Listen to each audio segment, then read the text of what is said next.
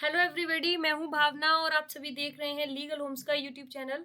जैसा कि आप सभी को पता है, कल जो ग्रुप में स्टूडेंट जुड़े हैं उनको मैंने ये जो the protection of women's from domestic violence act का हमने कंप्लीट कर ही लिया था और ये हमने पीडीएफ सेंड की थी सभी को, स्टूडेंट्स को। और मुझे उम्मीद थी कि बच्चे जो है कंप्लीट इसको सॉल्व करेंगे और इसके आंसर्स की जो है मैं आज इस चैनल के माध्यम से आप लोगों को शेयर कर रही हूँ। और आप अपने जितने भी आप लोगों ने क्वेश्चन को सॉल्व किया है, अगर आप लोगों ने देखा है कि आप कितना अच्छा कर पा रहे हैं, तो आप अपने आंसर्स को इसके साथ में मिला लीजिए। आज हम इस पेपर को सॉल्व करेंगे, जो हमने इसकी पीडीएफ आपको जो व्हाट्सएप ग्रुप है, पेड ग्रुप है, उसमें आपको शेयर की थी।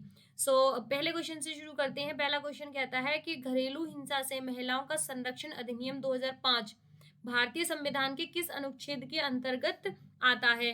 तो जब हमने डोमेस्टिक वायलेंस की क्लास ली थी, जब हमने आपको बताया था कि आर्टिकल 14, 15 एंड 21 के अकॉर्डिंग इस एक्ट को बनाया गया था, जो कि महिलाओं के संरक्षण की बात करता है। तो इसका ऑप्शन नंबर 4 हमारा राइट आंसर है। क्वेश्चन नंबर 2 था, घरेलू हिंसा से महिलाओं का संरक्षण अधिनियम 2005 कब पारित हुआ? तो इसकी डेट है 2 अक्टूबर 2005, 30 जनवरी 2006, 13 सितंबर 2005 और 26 अक्टूबर 2006। तो इसका पारित होना यानी ये कंप्लीट बन के तैयार हो गया था 13 सितंबर 2005 में, और ये लागू हो गया था 26 अक्टूबर 2006 में। तो पारित होना और लागू होने में अंतर होता है। जिस दिन एक्ट बन जाता है उसे हम बोलते हैं कि यह एक्ट संपूर्ण तरीके से बन गया है, लेकिन जब तक कि राष्ट्रपति की अनुमति नहीं मिलती है तब तक इसे संपूर्ण भारत में लागू नहीं किया जा सकता। तो ये 26 अक्टूबर 2006 को संपूर्ण भारत में लागू हो गया था। क्वेश्चन नंबर 3 है, उपरोक्त अधिनियम के अधीन अनुसार घरेलू हिंसा में सम्मिलित है, क्या क्या सम्मिलित है? यौन दुर्व्यवहार, मौखिक और भावनात्मक दुर्व्यवहार, नैतिक दुर्व्यवहार या परंपरागत दुर्व्यवहार। तो इसके ऑप्शन नंबर ए और ऑप्शन नंबर जो 2 है वो राइट है। तो इसका आंसर है ऑप्शन नंबर 5, 2 ए और 2 जो 1 और 2 है ऑप्शन, वो राइट आंसर है। तो इसका ऑप्शन नंबर 5 सही है। क्वेश्चन नंबर 4 है, घरेलू हिंसा से महिलाओं का संरक्षण अधिनियम 2005 की धारा 12 के अंतर्गत कौन आवेदन पत्र प्रस्तुत कर सकता है? जैसा कि हमने कल पढ़ा था धारा 12 के बारे में, इसमें व्यथित व्यक्ति और व्यथित व्यक्ति से कोई भी ऐसा व्यक्ति जो उसका कोई रिश्तेदार हो या प्रोटेक्शन ऑफिसर भी आवेदन प्रस्तुत कर सकता है। तो इसके राइट आंसर ऑप्शन नंबर 4 कि कोई भी व्यक्ति धारा 12 में आवेदन प्रस्तुत कर सकता है ऐसी महिला के विरुद्ध होने वाले किसी भी घरेलू हिंसा की। क्वेश्चन नंबर 5 है, घरेलू हिंसा से महिलाओं का संरक्षण अधिनियम 2005 की धारा 31(1) का अपराध होगा, क्या होगा? संज्ञेय और अजमानतीय। तो बिल्कुल इसका राइट आंसर है संज्ञेय और अजमानतीय। क्वेश्चन नंबर 6 को देखते हैं। घरेलू हिंसा से महिलाओं का संरक्षण अधिनियम 2005 की किस धारा के अधीन अपील के बारे में प्रावधान है? तो हमने पढ़ाई था धारा अपील है धारा 29 में। तो आपने अगर एक्ट को अच्छे से रीड किया है और अच्छे से कल मैंने जब पढ़ाया था वो पढ़ा है, तो आपको कोई भी दिक्कत नहीं आएगी। अपील का प्रावधान धारा 29 में दिया हुआ है। क्वेश्चन नंबर 7 है, घरेलू हिंसा से महिलाओं का संरक्षण अधिनियम 2005 की किस धारा के अंतर्गत सद्भाव पूर्वक की गई कार्यवाही के लिए संरक्षण अधिकारी को वाद, अभियोजन एवं अन्य विधिक कार्यवाहियों से संरक्षण प्रदान किया गया है? तो इसका राइट आंसर है क्वेश्चन ऑप्शन नंबर सी, धारा 35। 35 आज हम डिटेल में पूरा कर लेंगे। जब ये वीडियो मिलेगा उसके बाद में आपको एक और वीडियो डोमेस्टिक वायलेंस से रिलेटेड सेक्शन 30 से लेकर सेक्शन 37 तक हम अच्छे से रीड करेंगे। बहुत से बच्चों की रिक्वेस्ट है कि मैम आप कंप्लीट डोमेस्टिक वायलेंस करा दीजिए, जो आप जो धारा छूट गई हैं उनको भी कंप्लीट करा दीजिए। क्वेश्चन नंबर 8 को देखते हैं। घरेलू हिंसा से स्त्री का संरक्षण अधिनियम 2005 में कुल कितने अध्याय और कितनी धाराएं हैं?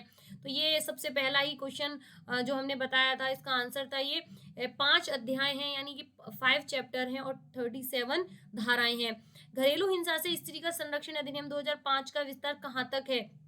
तो यह जम्मू एंड कश्मीर को छोड़कर कहते हैं ना कि संपूर्ण भारत पर, लेकिन यह अब जम्मू एंड कश्मीर पर भी लागू है, तो इसका विस्तार जम्मू एंड कश्मीर पर भी अब लागू है। तो यह संपूर्ण भारत पर अब लागू है, एप्लीकेबल है 2019 के बाद में। तो ये आपको विशेषकर ध्यान देना है। लेकिन अगर 2005 से पहले का जो एक्ट था 2005 जब पारित किया था, तब ये जम्मू एंड कश्मीर पे लागू नहीं था।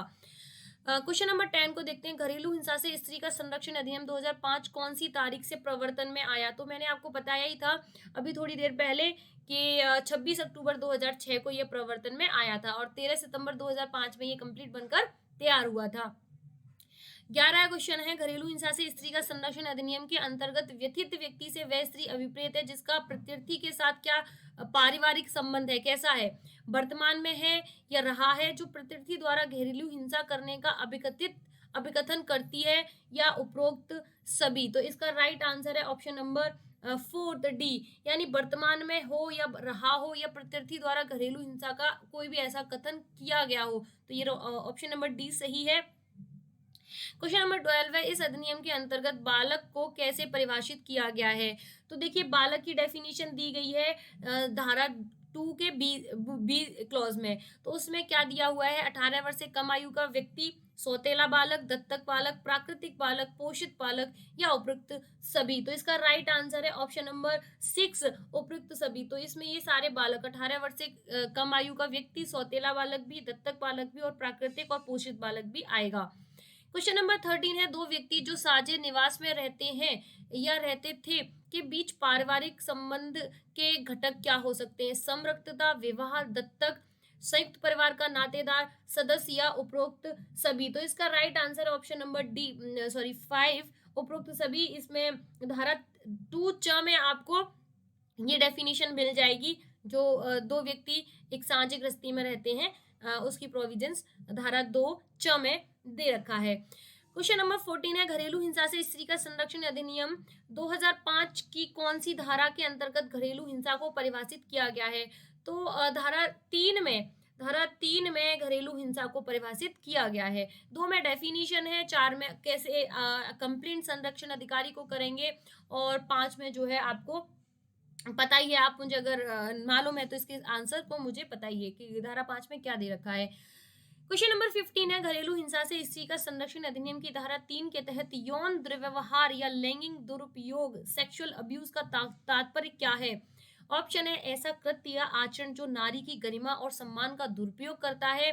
ऑप्शन नंबर बी बलात्संग, ऑप्शन नंबर सी जार कर्म जो बलात् संघ की श्रेणी में नहीं आता है, ऑप्शन नंबर डी 4 यानी वैश्यावृत्ति। इसका राइट आंसर है ऑप्शन नंबर ए ऐसा कृत्य जो आचरण जो नारी की गरिमा और सम्मान का दुरुपयोग करता है, धारा 3 के अंदर आता है। क्वेश्चन नंबर 16 है। आपराधिक भय और आपराधिक बल किस प्रकार की घरेलू हिंसा से सम्मिलित हैं? तो इसका ऑप्शन है यौन दुर्व्यवहार, मौखिक और भावनात्मक दुर्व्यवहार, शारीरिक दुर्व्यवहार या आर्थिक दुर्व्यवहार। तो इसका राइट आंसर है ऑप्शन नंबर 30 शारीरिक दुर्व्यवहार, यानी कि कोई व्यक्ति आपराधिक भय और आपराधिक बल का प्रयोग करता है तो शारीरिक दुर्व्यवहार करता है। क्वेश्चन नंबर 17 है। पुत्र पैदा नहीं करने अथवा वांझ कहकर उपहास करना या भिखारी की औलाद नाम से महिला को पुकारना किस प्रकार की घरेलू हिंसा में शामिल है? तो इसका आपको खुद ही दिख जाएगा, मौखिक एवं भावात्मक दुर्व्यवहार। राइट। क्वेश्चन नंबर 18 है। किसी स्त्री को स्त्रीधन मालिकाना हक, उसकी संतान के भरण पोषण और उसके मूल्यवान प्रतिभूतियों से वंचित कर देना किस प्रकार की घरेलू हिंसा में शामिल है? तो ये आर्थिक दुर्व्यवहार में शामिल है। किसी भी महिला को इसके स्त्रीधन से या उसकी किसी ऐसी संपत्ति से या ऐसे किसी भरण पोषण से दूर करना जो उसका आर्थिक दायित्व बनता है, उसका आर्थिक दुर्व्यवहार माना जाएगा। Question number 19। इस अधिनियम की धारा 5 के अंतर्गत किस मजिस्ट्रेट, पुलिस अधिकारी, संरक्षण अधिकारी या सेवा प्रदाता ने घरेलू हिंसा की शिकायत प्राप्त की या जिसके समक्ष रिपोर्ट पेश की जाती है व्यतीत व्यक्ति को सूचित करेगा? किसको सूचित करेगा? संरक्षण अधिकारी की सेवाओं की उपलब्धता को, सेवा प्रदाता की सेवाओं की उपलब्धता को, क्रूरता से संबंधित शिकायत पेश करने का अधिकार, इस अधिनियम के अधीन विभिन्न प्रकार के अंतोष आदेश प्राप्त करने का अधिकार या उपयुक्त सभी। तो इसका राइट आंसर है उपयुक्त सभी का ऐसा व्यतीत व्यक्ति को बताएगा। ऐसा संरक्षण अधिकारी, मजिस्ट्रेट जो भी सेवा प्रदाता हैं वे इन सबको बताएंगे कि आपको ये राइट मिले हुए हैं। क्वेश्चन नंबर 20 देखते हैं, इस अधिनियम की धारा 7 के अंतर्गत व्यथित व्यक्ति के अलावा कौन सा व्यक्ति चिकित्सा प्रभारी व्यक्ति को व्यथित व्यक्ति को चिकित्सीय सहायता उपलब्ध कराने के लिए अनुरोध कर सकेगा? तो ऑप्शन है संरक्षण अधिकारी और सेवा प्रदाता, ऑप्शन 2 है मुख्य न्यायिक मजिस्ट्रेट या सेशन न्यायाधीश, ऑप्शन नंबर 3 है जिला मजिस्ट्रेट या उपखंड मजिस्ट्रेट, या उपयुक्त में से कोई नहीं। तो इसका राइट आंसर है ऑप्शन नंबर ए, संरक्षण अधिकारी और सेवा प्रदाता। तो आप सेक्शन नंबर 7 को रीड करेंगे तो उसमें यही लैंग्वेज लिखी हुई है। क्वेश्चन नंबर 21 देखते हैं, राज्य सरकार अधिसूचना द्वारा प्रत्येक जिले में आवश्यकता अनुसार संरक्षण अधिकारियों की नियुक्ति करेगा। सदैव महिला को यथासंभव महिला को, सदैव पुरुष को यथासंभव पुरुष को, अनिवार्यतः विधि स्नातक को, यथा संभवतः विधि स्नातक को। तो इसका राइट आंसर है option number B, sorry second, यथा संभव महिला को। क्वेश्चन नंबर 22 देखते हैं, संरक्षण अधिकारी का यह कर्तव्य होगा कि वह, ऑप्शन नंबर ए, घरेलू हिंसा की शिकायत मिलने पर मजिस्ट्रेट को रिपोर्ट करे, ऑप्शन नंबर बी, घरेलू हिंसा की शिकायत मिलने पर अन्वेषण करे और व्यथित व्यक्ति की चिकित्सीय जांच कराए और शरण गृह से उपलब्ध कराए, या ऑप्शन नंबर 4, मामले का विचारण कर आदेश पारित करे। तो इसका राइट आंसर है क्वेश्चन नंबर 22 का, अभी इसके ऑप्शन भी और भी हैं, व्यथित व्यक्ति को निःशुल्क विधिक सहायता उपलब्ध कराएगा, या ऑप्शन नंबर सी, व्यथित व्यक्ति और प्रत्यर्थी के बीच में समझौता कराएगा। तो इसका मुझे लग रहा है ऑप्शन नंबर ए सही है, पहला तो, कि उसकी शिकायत मिलने पर मजिस्ट्रेट को रिपोर्ट करेगा और व्यथित व्यक्ति को, ऑप्शन नंबर तीसरा जो है, चिकित्सा जांच करवाएगा, और ऑप्शन नंबर 5, व्यथित व्यक्ति को निःशुल्क विधिक सहायता उपलब्ध कराएगा। तो इसका right answer option number 7। Question number 23 देखते हैं, इस अधिनियम की धारा 9 का सब क्लॉज 2 के अनुसार संरक्षण अधिकारी किसके नियंत्रण और पर्यवेक्षण के अधीन आते हैं? तो न्यायिक मजिस्ट्रेट प्रथम वर्ग या मेट्रोपॉलिटन मजिस्ट्रेट के अंतर्गत आते हैं। ऑप्शन नंबर ए ही इसका राइट आंसर है। क्वेश्चन नंबर 24 देखते हैं, कौन से अधिनियम के अधीन कोई रजिस्टर्ड स्वयंसेवी संघ या रजिस्टर्ड कंपनी घरेलू हिंसा से व्यथित व्यक्ति की विधिक, चिकित्सीय और वित्तीय सहायता के लिए सेवा प्रदाता के रूप में स्वयं को राज्य सरकार के साथ रजिस्टर करवा सकती है? तो कौन सी ऐसी कंपनियां हैं? विधि सेवा प्राधिकरण अधिनियम 1887, दंड प्रक्रिया संहिता 1973, सोसाइटी रजिस्ट्रेशन अधिनियम 1830, या कंपनी अधिनियम 1956। तो इसका राइट आंसर है ऑप्शन नंबर सी, यानी तीसरा और फोर्थ ऑप्शन इसका राइट है। क्वेश्चन नंबर 25 को देखते हैं, केंद्र सरकार और प्रत्येक राज्य सरकार घरेलू हिंसा पर अंकुश लगाने हेतु क्या उपाय करेगी?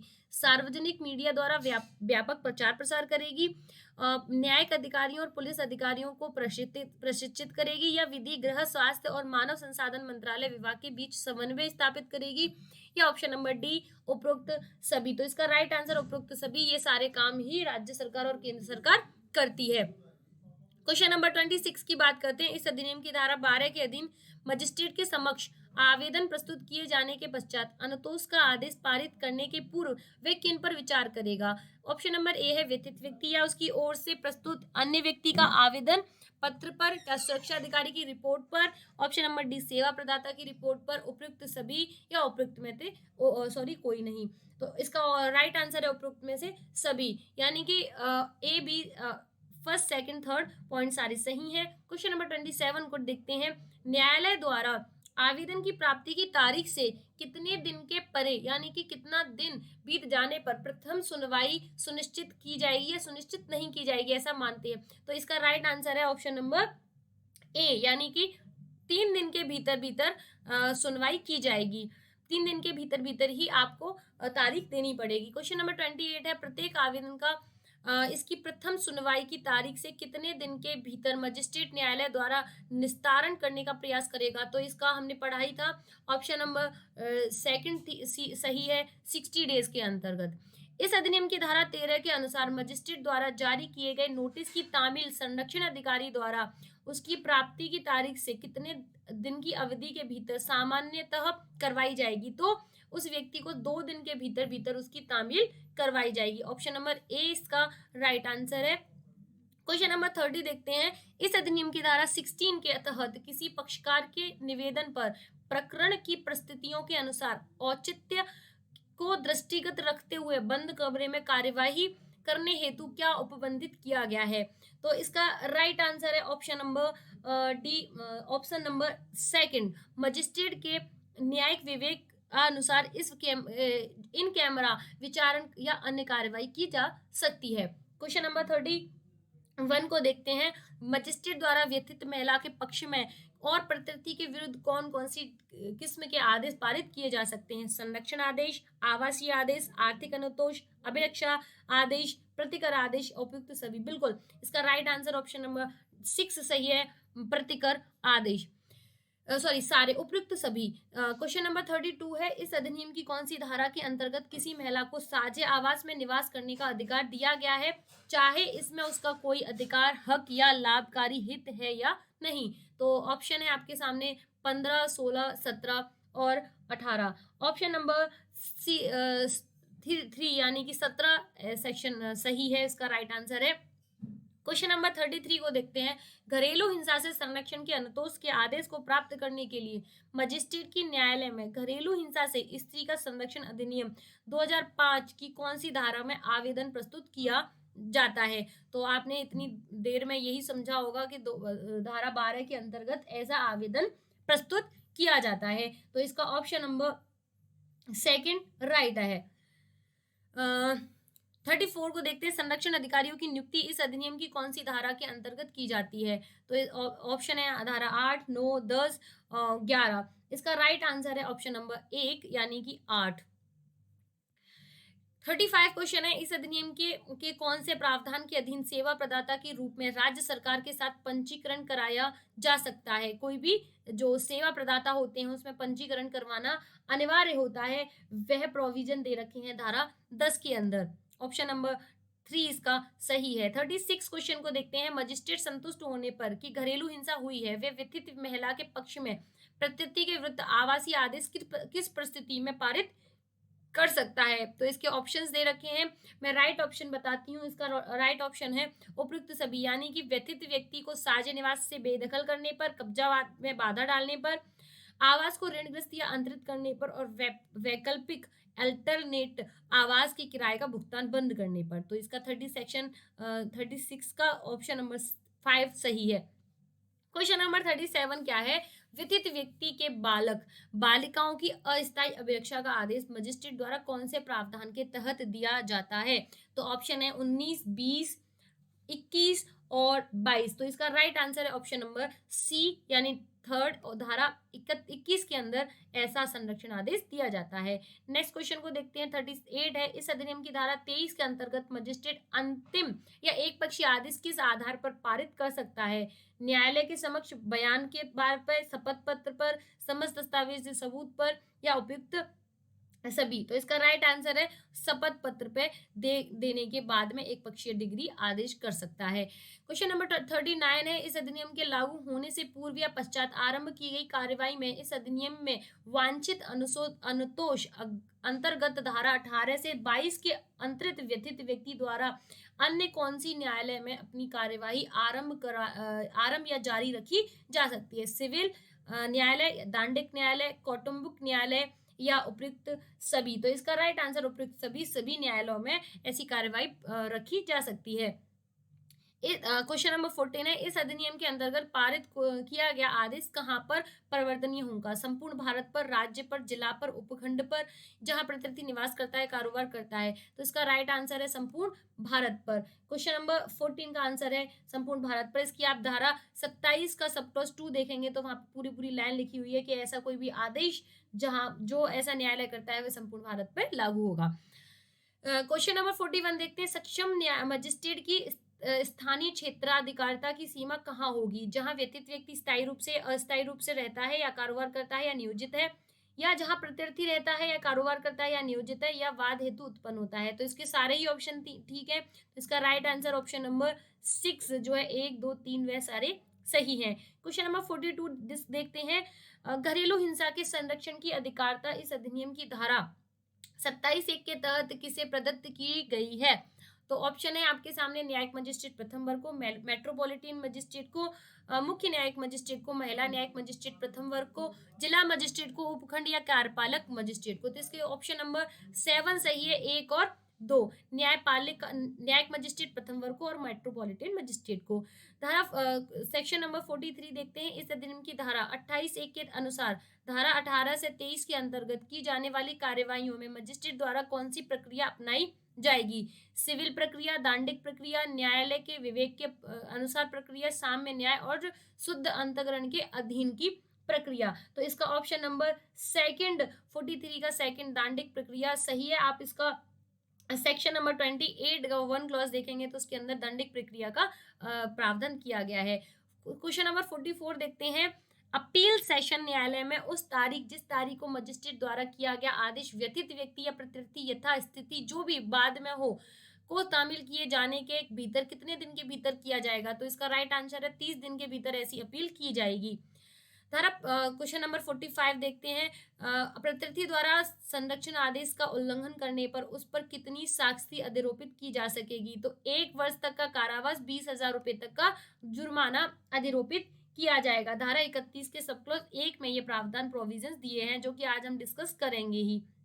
क्वेश्चन नंबर 46 को देखते हैं। इस अधिनियम की धारा 31 के तहत प्रत्यर्थी के विरुद्ध संरक्षण आदेश के उल्लंघन का आरोप विचरित करते समय मजिस्ट्रेट कौन सी अधिनियम के अंतर्गत भी आरोप तय कर सकता है? तो आपके सामने ऑप्शन है धारा 498 की ए आईपीसी, भारतीय दंड संहिता के में कोई भी अन्य प्रावधान, दहेज प्रतिषेध अधिनियम 1961, उपयुक्त सभी या उपयुक्त में से कोई नहीं। तो इसका आंसर है धारा ऑप्शन 4 यानी 4 आंसर इसका सही है सारे। क्वेश्चन नंबर 47 है। इस अधिनियम की धारा 31 एक के अधीन दंडनीय अपराध है क्या? दंडनीय संज्ञेय और अजमानती अपराध है।